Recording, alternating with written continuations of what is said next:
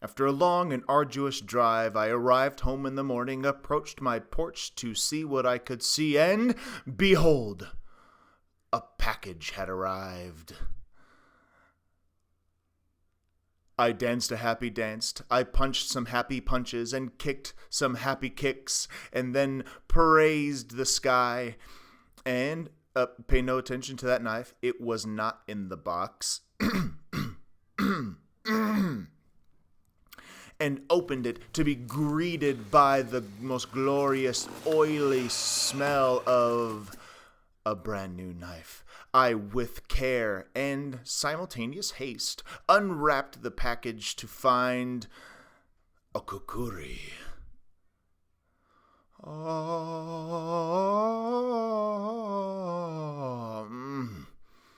Kukri, yes, glorious kukri. To the wilds.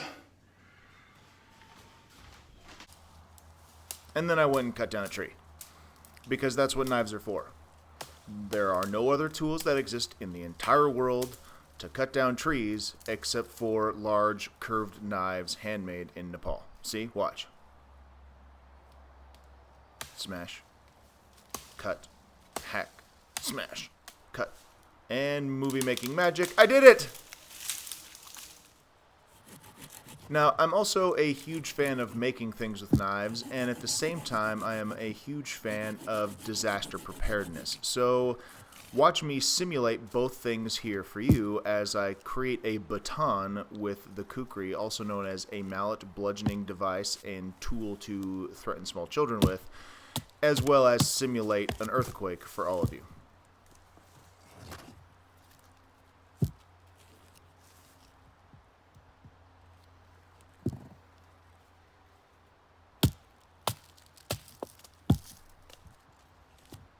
At this point, for those of you that forgot to take your motion sickness pills or have horrifying flashbacks from the Blair Witch projects, please feel free to fast forward past this point. It's cool to see, but also definitely hard to watch. But I included it anyway for those that are desperate to understand how to make one or see a kukri make one specifically.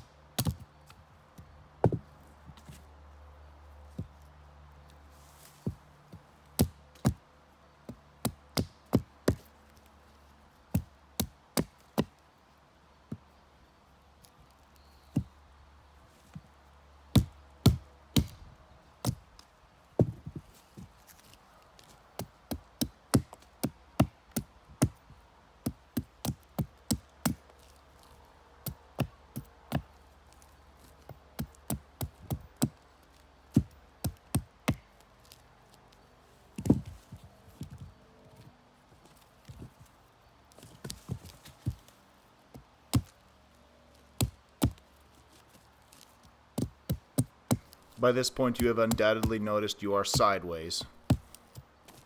Wait for it. Okay, welcome back. Here's a little bit more footage using it like a draw knife or a push blade or whatever else. One of those handy techniques that makes kukris better than a lot of other knives.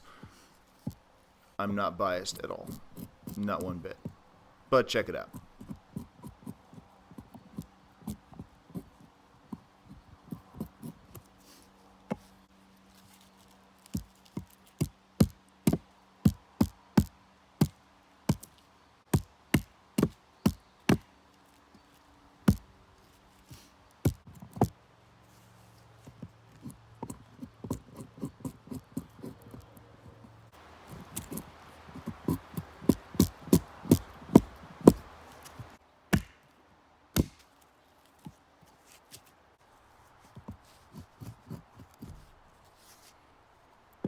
Here's where I am finally satisfied. Thumbs up. Kukri's up. And now the obligatory, let's try and break the tip. I will have you notice specifically and with care that I cannot. Though, to be fair, this wood is old cottonwood, a relatively soft wood. But, you know, there it is. No death to the blade.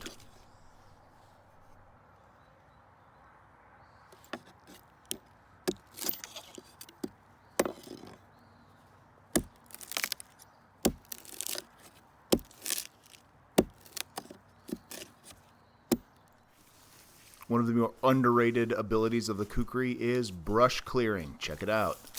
Here I am, not quite clearing it enough to show you exactly what I'm trying to accomplish, but still a significant reduction.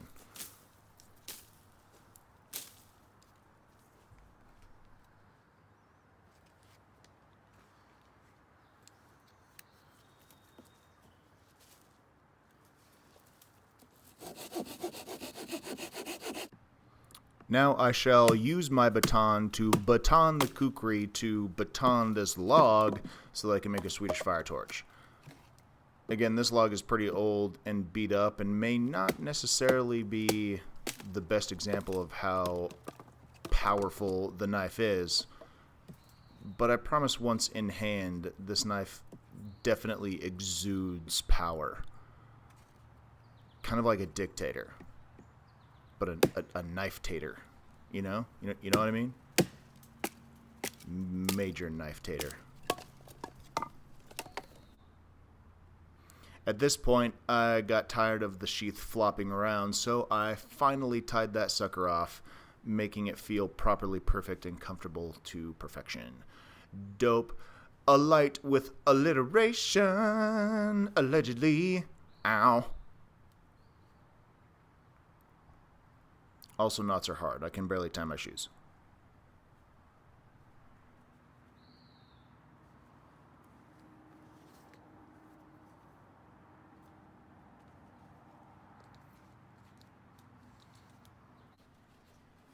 If you've ever wondered if a tree falls in the wood and no one's there to hear it, does it make a sound? I'm certain that it does. Like that one I just heard right there. A tree came crashing down. I look up to make sure no more trees will come crashing down on my head and carefully observe to make sure a Sasquatch doesn't come out to steal my tea. I finished wrapping up that Swedish fire torch because that's the only reasonable way to make tea whilst in the wild, and head off to get some water.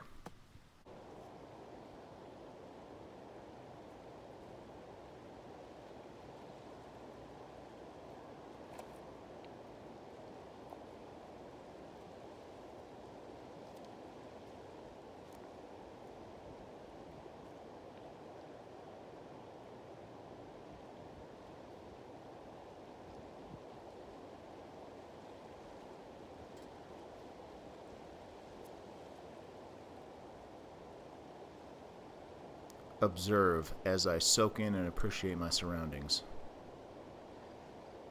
Deep breath.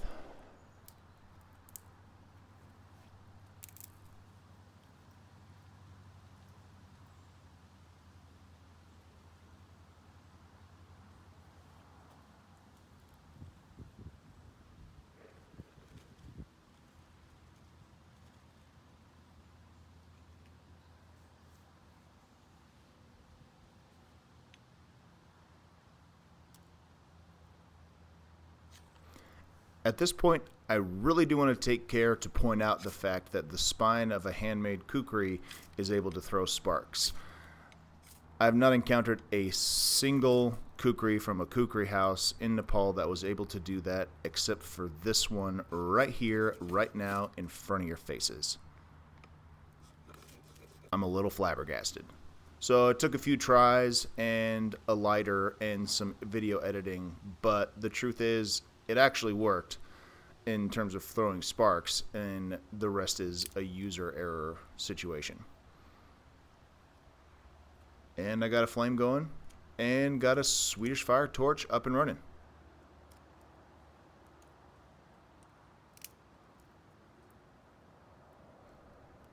Now, where there is smoke, there is fire. And in central Washington in the summer, where there is fire, there is usually a problem.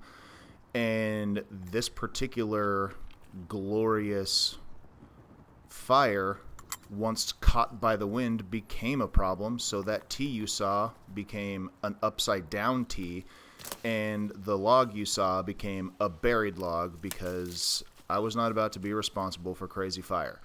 In spite of the fact that we had had some awesome rain a couple of nights before, I just wasn't going to risk it, especially knowing that the northern horizon of our valley is filled and blighted with smoke from a fire in another location.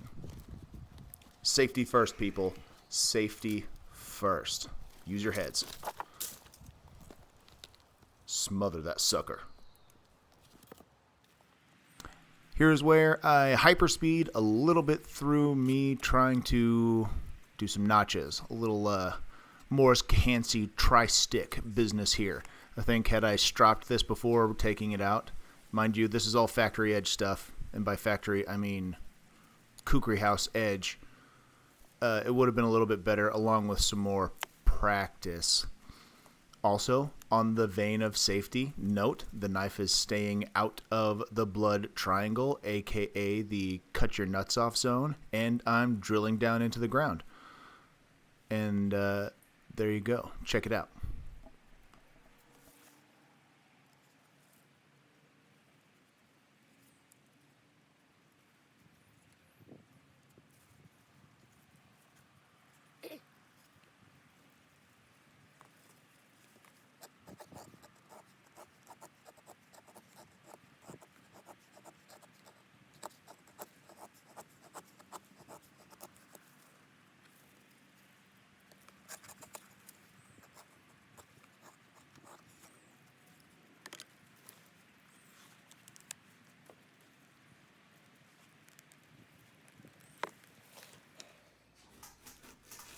Now check it out in the kitchen.